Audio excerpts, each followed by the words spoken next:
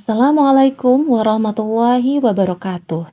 TKH Indonesia, syar'i, sigap, handal, amanah, responsif, inovatif. Saya Dr. Zulekha Hidayati dari Kota Bandung, Jawa Barat, bertugas sebagai TKH Kloter 35 JKS 2024, Kloter 36 JKS 2018 akan menunjukkan cara packing perlengkapan yang saya bawa bertugas ke Arab Saudi. Berikut ini perlengkapan-perlengkapan yang akan masuk ke koper besar, koper kecil, ransel alkes, dan tas paspor. Untuk teman-teman yang perlu list perlengkapan yang lengkap, bisa subscribe channel ini dan beri komen mau list perlengkapan.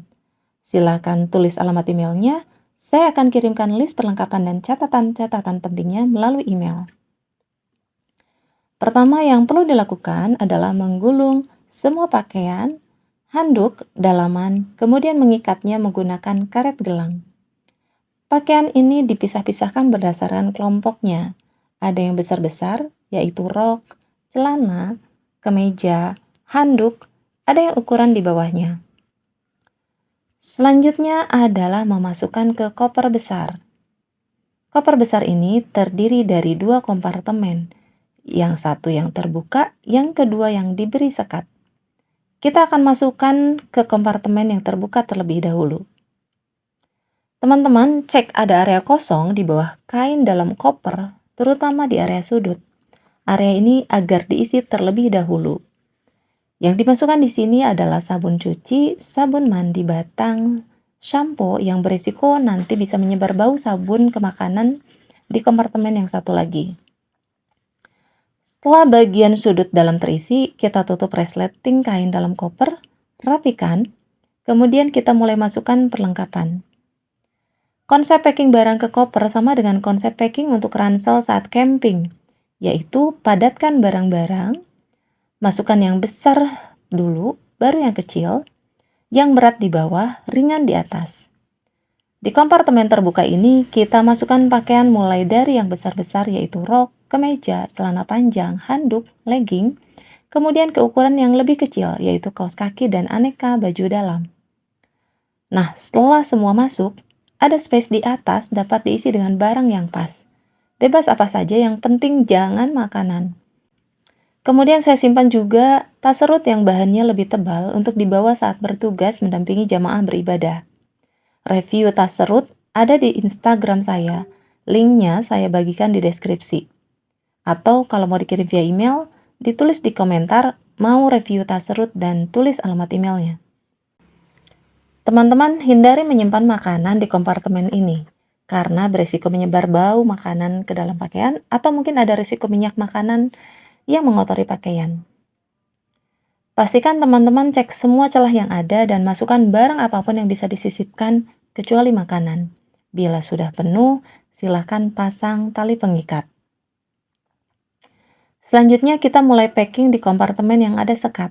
Saya mulai dengan memasukkan barang yang paling besar yaitu ember lipat. Ember lipat ini ada banyak space kosong, kita isikan dulu. Saya isi menggunakan sambal sachet, teh sachet, dan lain-lain yang bisa diselipkan. Selanjutnya bagian atas yang berlekuk saya isikan juga. Kemudian saya simpan di sebelah sini.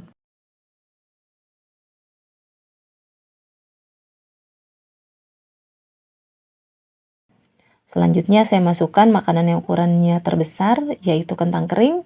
Baru kemudian saya isikan makanan-makanan lain. Makanan-makanan yang berisiko ada minyak keluar sudah saya double plastik dan ikat karet.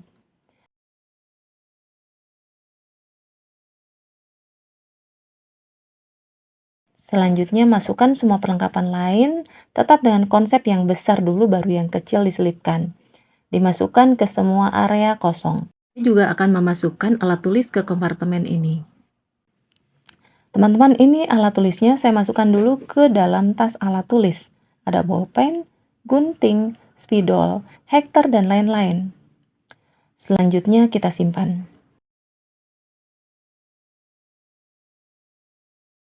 Perlengkapan yang belum masuk, silakan teman-teman tata ulang posisi penyimpanannya.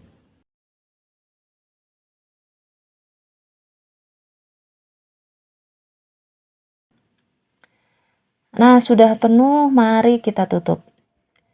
Di bagian sekat penutup kita bisa isikan buku tulis, penggaris, gantungan baju, dan ini saya masukkan barang yang kecil sekali dan suka diperlukan agar mudah mencarinya.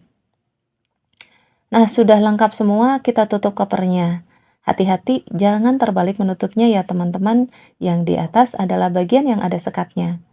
Nah, kita tutup, kemudian nanti pas pegangan resletingnya kita bisa pasang gembok. Gembok bebas, yang penting cukup kuat dan pas ukurannya. Selanjutnya kita beri identitas paspor. Pasang sarung, kemudian tulis identitas di sarung koper dan di bag koper.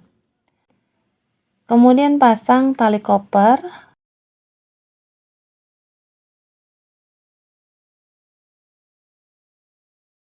kuatkan, dan sudah selesai. Teman-teman, ini saya sudah timbang, beratnya 23 kg, jadi aman ya. Selanjutnya, packing koper kecil atau koper kabin. Konsepnya sama ya teman-teman, besar baru kecil, berat di bawah, yang ringan di atas. Ini tas berisi dalaman, saya masukkan juga ada power bank cadangan di sini dan penutup tangan.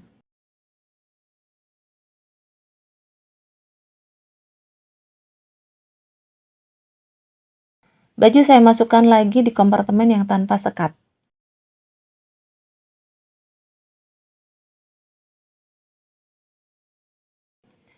Selesai, kita pindah ke kompartemen yang bersekat.